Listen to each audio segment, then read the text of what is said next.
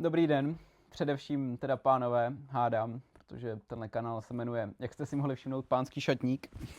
Tak, asi tady zkontroluji mikrofon, jestli to všechno běží, ale vypadá to, že jo. A vítejte u tohohle prvního videa na tomhle YouTube kanále.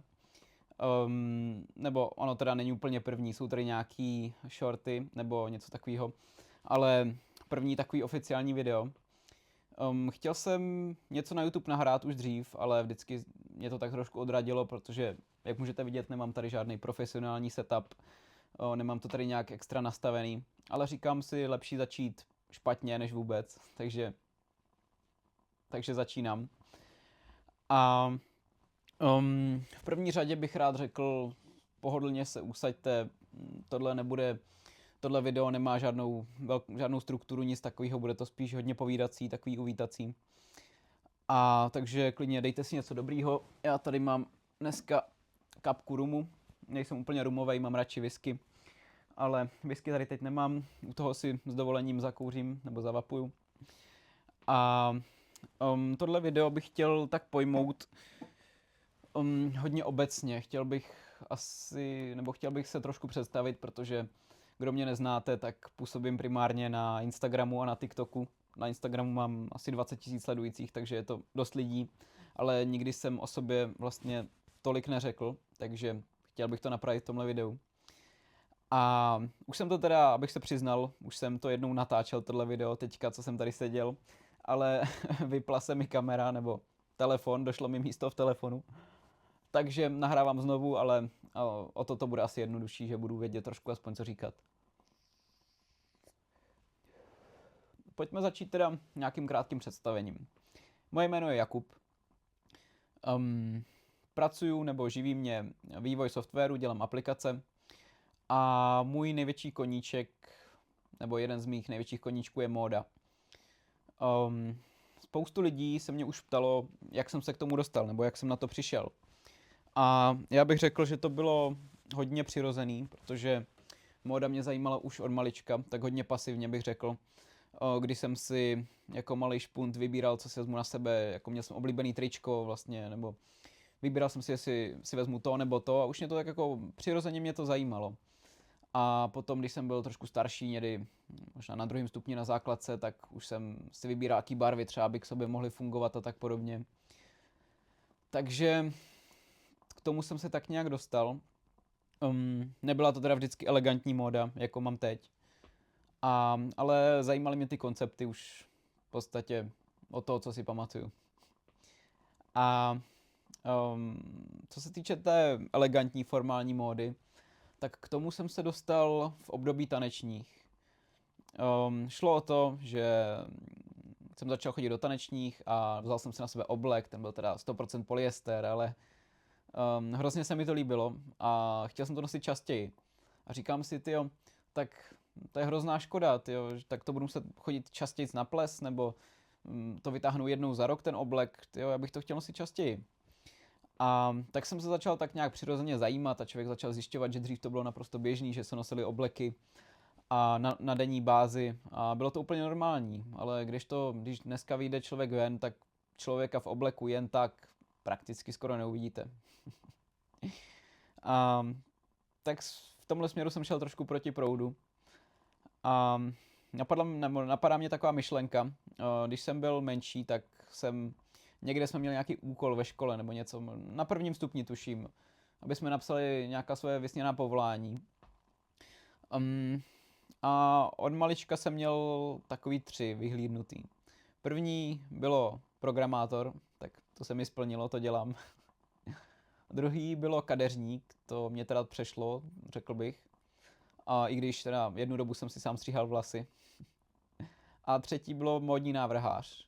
Tak k tomu jsem teda ještě úplně nedospěl, ale asi bych rád jednou. Těžko říct, uvidíme, kam mě život zavede. Ale rád bych pojal tohle video i trošku takový vstup do té módy, nebo tak nějak se nad tím trošku zkusit zamyslet. A jeden z takových hlavních důvodů, proč jsem začal natáčet, tak Kdo by nevěděl, tak původně Pánský šatník byla značka, byl to e-shop, kde se renovovaly boty z druhé ruky a ty se měly následně prodávat, nebo já s kamarádem jsem je renovoval. Ale to nějak nevyšlo a vlastně sociální sítě byly jenom takový nástroj marketingu.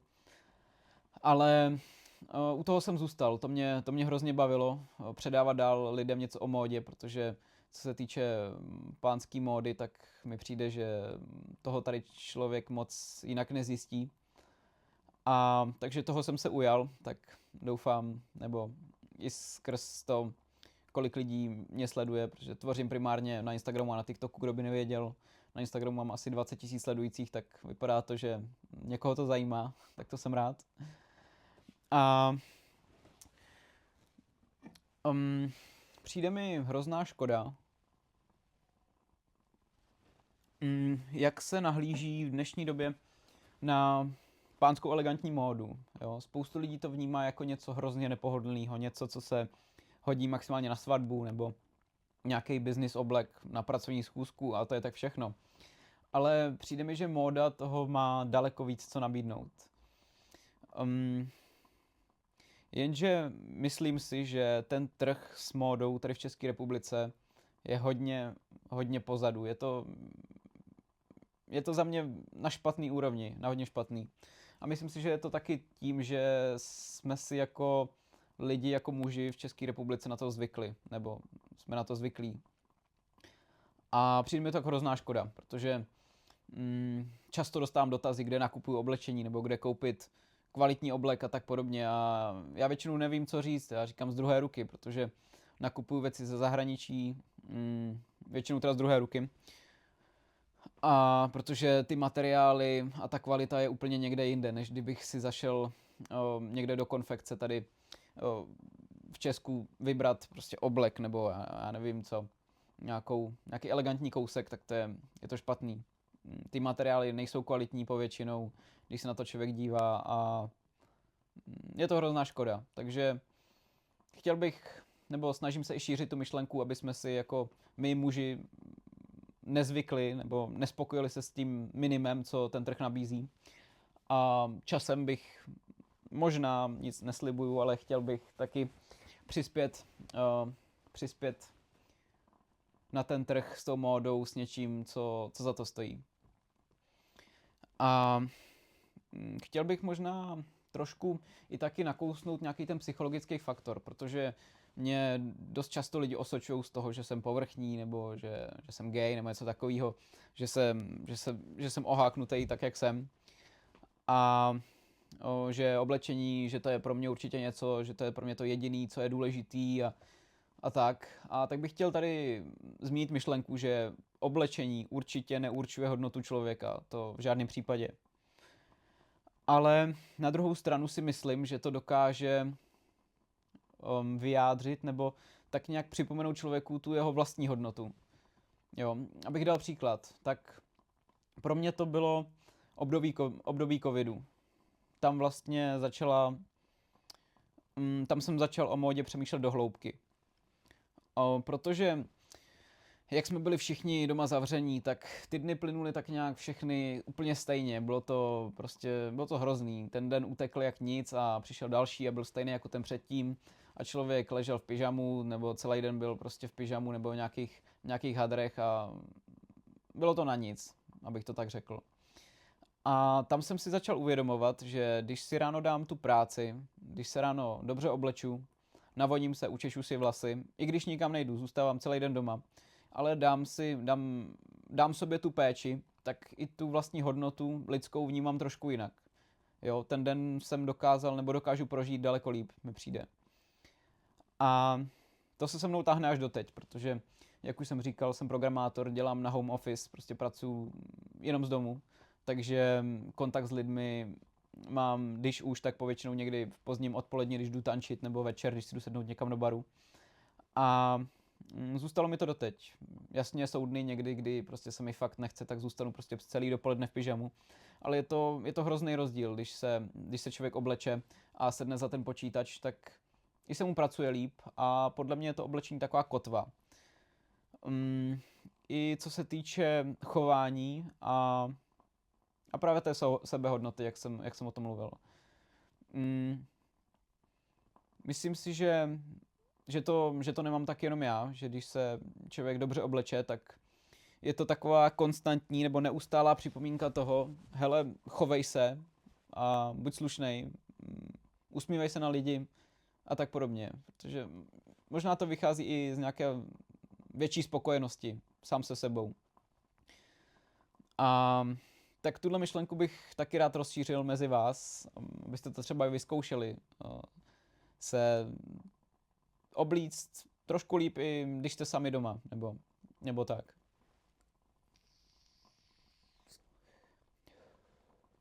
Přemýšlím, co jsem vám ještě chtěl říct, nebo co bych vám tak řekl tady na úvod. Tohle, jak říkám, nemá to žádnou strukturu, fakt tady povídám z patra, i když teda na podruhé, ale určitě bych byl rád, kdybyste mi dali vědět, jestli by vás další videa zajímaly, ať už takhle povídací, nebo něco, co má nějakou strukturu, něco, co bude zaměřený na určitý téma. Ale chtěl jsem to vzít tak hodně spontánně, protože přijde mi, že i na těch sociálních sítích, že to je takový hrozně rychlý všechno. A i já to tak dělám na Instagramu, na TikToku. Člověk musí zaujmout toho diváka tím formátem. Ale chtěl bych tady přinést i na ty sociální sítě trošku toho klidu a nějakého zamyšlení. A právě proto tvořím tohle video. No nic, já si myslím, že jsem vám řekl asi všechno, co jsem vám říct měl a chtěl. Tak budu rád, když budete sledovat, budu rád, když mi dáte vědět do komentářů, co na to říkáte, na tenhle koncept a jestli byste chtěli vidět víc. Budu se na vás těšit zase příště a mějte hezký zbytek dne.